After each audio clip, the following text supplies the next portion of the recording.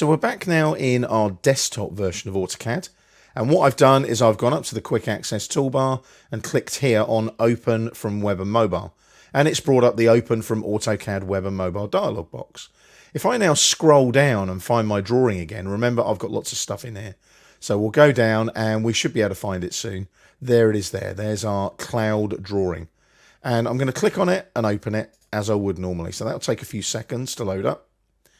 And there's our drawing again. Now, if I go to the Collaborate tab, you'll notice we have a Traces palette. If I click on that, you'll notice that it's found that restrooms trace.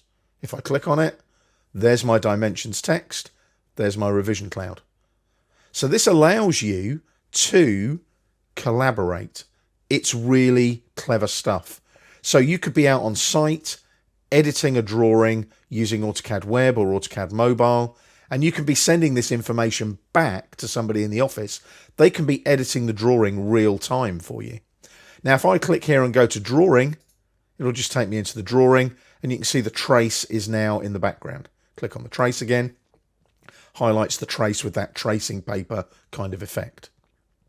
Notice as well, I can add traces in the AutoCAD desktop, and I can also import markups into a trace. Now, I'm not going to get into markup technology in this particular course. There is going to be a future course about cloud-based AI technology and machine learning in AutoCAD, and we'll talk about all that kind of markup technology in that particular course. I could probably talk about that for 2 or 3 days quite easily. So we don't want to sort of bog us down with that right now.